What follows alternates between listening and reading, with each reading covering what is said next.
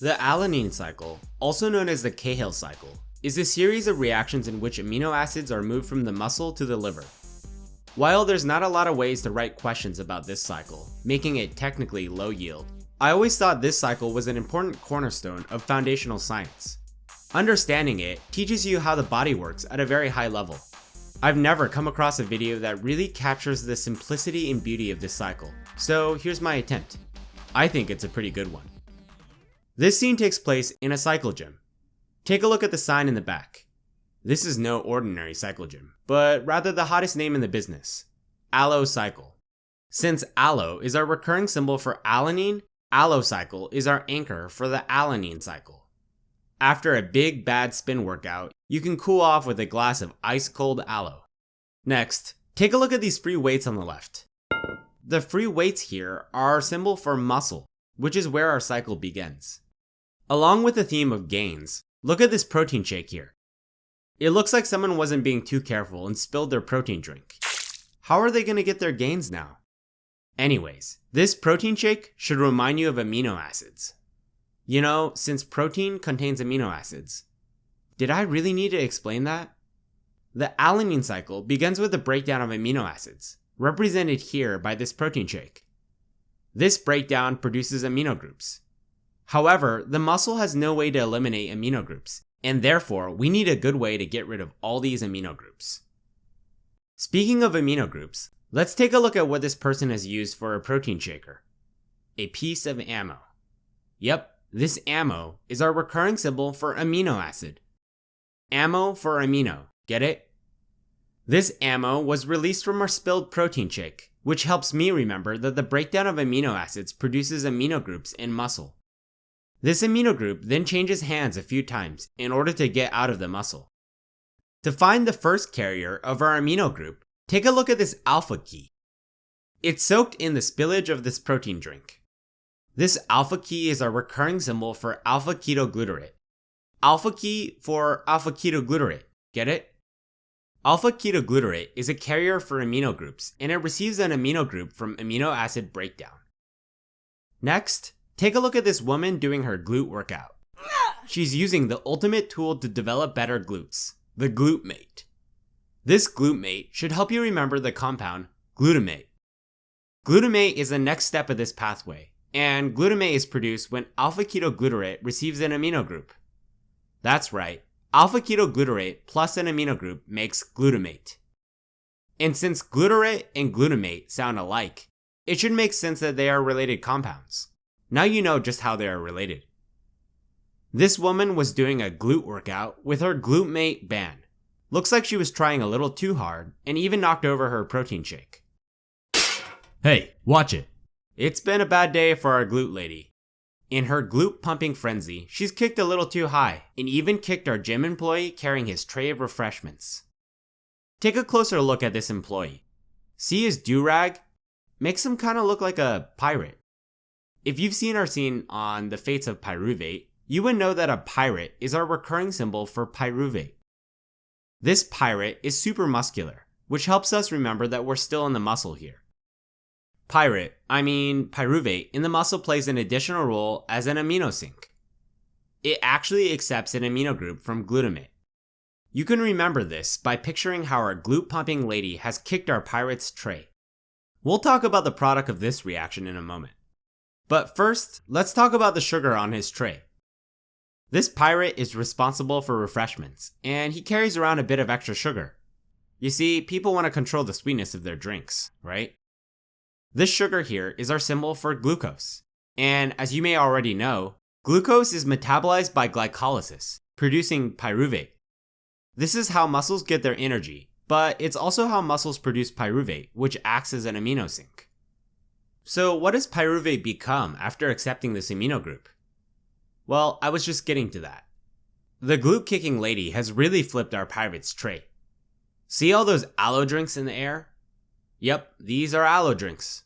Why else would we call this gym Alanine Cycle? Anyways, the aloe here should remind you of the intermediate alanine. Aloe for alanine. Got that? Alanine is the compound produced from pyruvate after accepting an amino group. Notably, the enzyme that catalyzes this reaction is alanine transaminase, better known as ALT. Alanine transaminase transfers an amino group from glutamate, putting it on pyruvate to make alanine. To remember how alanine carries an amino group, just look at how these aloe drinks are chilled. Yep, with pieces of ice-cold ammo. Ammo for amino group, remember? Alanine is critical for this cycle because it can exit the muscle, entering the bloodstream. In short, it provides a method for amino groups to get out of the muscle. To remember this fact, just picture how our alanine aloe drinks are spilling towards the right, away from our muscular patrons and their weights. But where are these drinks going? What, you didn't notice the juice bar earlier? It's super red and noticeable. Where else would all these aloe drinks be made?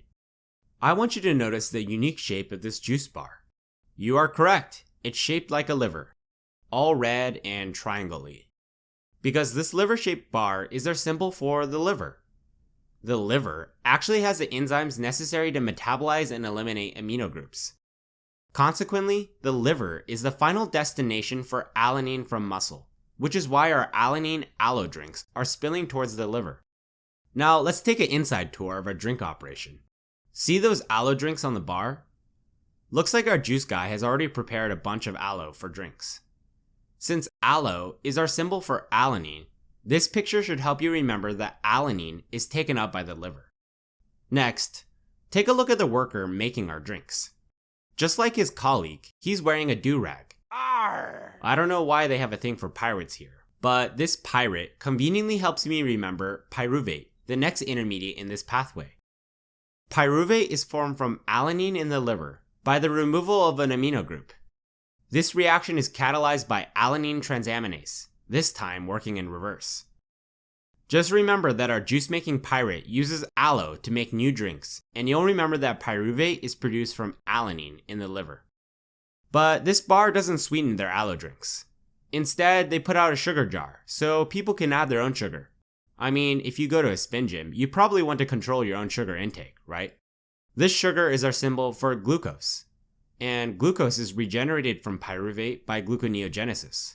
This glucose is then exported out of the liver to the rest of the body, including the muscle. See how our other pirate employee left a trail of sugar in his journey over to the weight section? This picture should help you remember that some glucose ends up back in the muscle. And as we've already covered how glycolysis makes pyruvate in the muscle, this glucose completes the circle of this cycle. But what happened to all those amino groups removed from alanine in the liver? Well, the liver's job is to metabolize these amino groups and prepare them for elimination. Let's pan back to our liver-shaped bar. This time, let's take a look at the far side, at this alpha key here. This alpha key locks down our aloe in the fridge, since aloe is actually pretty expensive around here. And alpha is our symbol for alpha ketoglutarate, remember?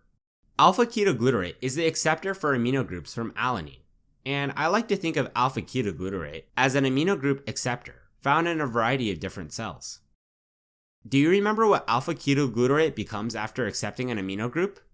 That's right, it becomes glutamate. Just take a look at all these extra glutamate glute bands kept behind the counter, right by our alpha key. To help keep things tidy, our gym keeps all these extra glutamates behind the counter. In short, amino groups from alanine are put on alpha ketoglutarate, producing glutamate in the process. Finally, I want you to look at this drain, surrounded by some suspicious yellow liquid. I'm not sure whether that's aloe drink gone stagnant or actually urine, but it sure looks like urine. This urine is here to help you remember urea. Get it? Urine for urea. Urea is produced in the liver by putting all these amino groups into the urea cycle. This urine is going down the drain, just like how urea is eventually excreted in the urine. Check out our dedicated scene on the urea cycle to learn more about that pathway. And that's it. We've gone for a glute workout and enjoyed some refreshing aloe drinks. Let's recap. The alanine or Cahill cycle is responsible for the shuttling of amino groups from the muscle to the liver. In the muscle, amino groups are produced from the breakdown of amino acids. Alpha ketoglutarate accepts these amino groups, producing glutamate. Glutamate then takes these amino groups and transfers them to pyruvate. This transfer is catalyzed by the enzyme alanine transaminase, also known as ALT. Note that the pyruvate in muscle comes from the glycolysis of glucose, and after accepting an amino group, pyruvate becomes alanine. Alanine can then exit the muscle, traveling in the bloodstream to reach the liver. At the liver, alanine is then taken up and converted into pyruvate. This involves the removal of an amino group, catalyzed by alanine transaminase working in reverse. The amino groups are attached to alpha-ketoglutarate, producing glutamate, this time in the liver. Glutamate then takes these amino groups and puts them in the urea cycle, where they are packaged into urea for elimination. The pyruvate produced in the liver is then used for gluconeogenesis, making glucose. The glucose is then exported from the liver, and some of it ends up back in the muscle, closing out this cycle. And that's it for our aloe adventure. To summarize, amino groups need to be moved from the muscle to the liver, which eliminates it as urea. The only intermediates that can exit the cell and travel in the bloodstream are glucose and alanine. Therefore, everything else is just a player in producing these compounds in the muscle and liver. If there's anything to take away from this cycle, that's what I want you to remember. I hope you got a good workout. Until next time.